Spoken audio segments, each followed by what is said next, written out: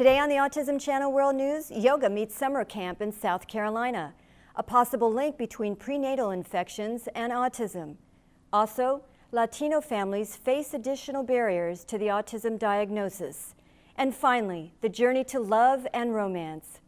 I'm Nancy Quinones, and this is the Autism Channel World News for Saturday, July 9th, 2017.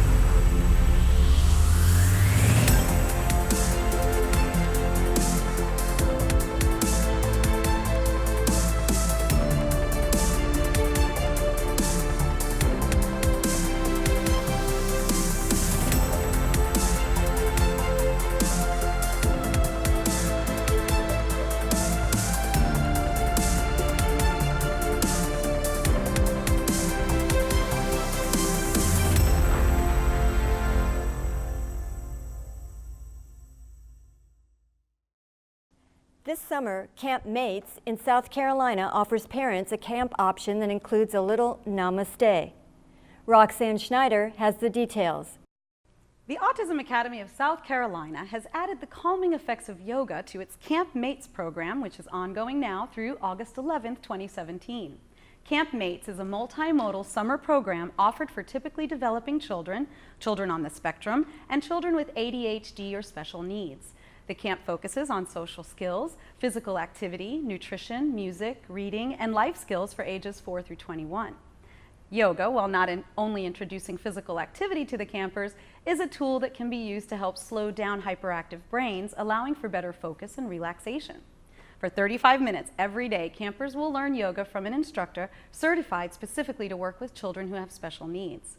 In an interview posted on KGNS TV, Director of Psychology of the Autism Academy of South Carolina, Dr. Allison Brazendale, said of a recent class, usually they're very rambunctious, and for the first time in a while they were very calm and they really seemed to enjoy it. For more information about Camp Mates, you can visit their website at www.autismacademyofsc.org or find them on Facebook at the Autism Academy of South Carolina. Namaste. New research shows Latino families face barriers on the path to an autism diagnosis. Phil Razil has the story. A study from a group of researchers at the Oregon Health and Science University in Portland uncovered 19 barriers to an autism diagnosis. Of those 19, 4 were found to be specific to Latino cases. 352 parents of children with autism were surveyed in Portland, Denver, and Los Angeles about what problems occurred on the way towards an autism diagnosis through clinics associated with the Autism Treatment Network. These parents were further broken down to 46% from white families and 54% from Latino families. There were found to be 4 obstacles to an autistic diagnosis that the white families did not have. 1, the language barrier. Latino families who spoke broken or no English had about 4 times more trouble learning a basic knowledge of autism that white families have. 2 and 3, 16% of Latino families said they were afraid to seek help because of legal issues.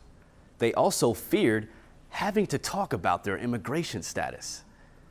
And 4, access to an interpreter, which has been long thought as a barrier to care by clinicians. But the problem of the legal issues is more of a deterrent. The lead researcher, Karen Zuckerman, says these problems are not going away anytime soon. Now that they have identified these barriers, the next step is to find a way around them to provide better care. Back to you, Nancy. When we come back, a new Netflix series that centers around autism. You're watching the Autism Channel World News.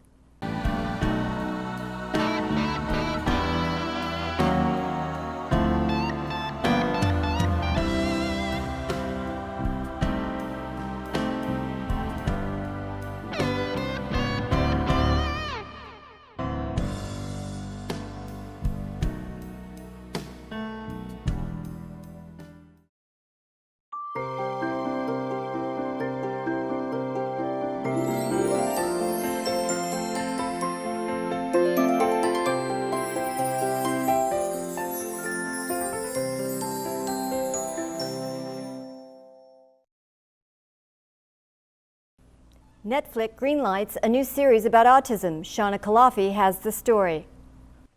A new Netflix series titled Atypical begins August 11th, and it will have autism as its central concept.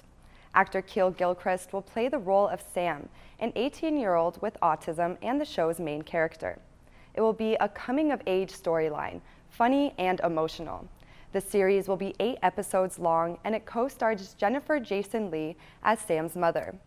For the authenticity of the depiction of autism, creators of the show worked with a professor of education at California State University, Channel Islands. Be sure to tune in and give it a look. An apparent link between viral infections in the pregnant mother and autism. Michael Bienvenu has this informative report. For the most part, the cause of autism is still an unsolved mystery, and in fact, there are more than likely many causes. In a recent report in the February 2017 issue of MSphere, a team of researchers found that women with active infections of HSV2, commonly known as genital herpes, early in pregnancy were twice as likely to have a child diagnosed with autism. Evidence shows that herpes inflammation in the mother during pregnancy may affect the brain of a developing fetus. Epidemiologist and infectious disease expert at Columbia University, Dr. Ian Lipkin, says when most people think about viral infections, they think about viruses going into human tissue and killing or damaging cells. He believes that the mother's immune response to the viruses is the cause of the brain damage. Dr. Lipkin's research team compared 442 mothers of autistic children to 464 mothers without autistic children. They found that those with high levels of antibodies to genital herpes midway through pregnancy were twice as likely to have an autistic child. Elevated levels of antibodies to genital herpes may indicate either a recent primary infection or reactivation of a latent infection. The researchers found the risk to be highest if the mother had signs of herpes during the first trimester of pregnancy, while the fetal brain is still developing very quickly. Herpes is incurable and can affect a person for her entire life, but it's also very common, so contracting the herpes virus before or during pregnancy does not necessarily mean that the mother's children will be autistic. Many viruses can affect a developing baby's brain. The notorious Zika virus, spread by mosquitoes, is one of the most recently identified. Other viruses like cytomegalovirus and rubella are also known to cause severe birth defects such as brain damage.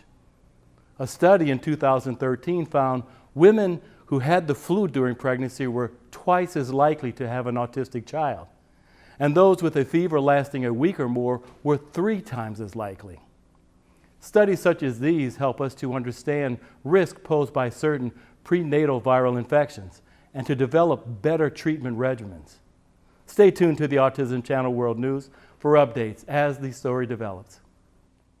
That's our show for today. For our news team and everyone here at the Autism Channel World News, join us again as we continue to unlock the wonders of autism. I'm Nancy Quinones.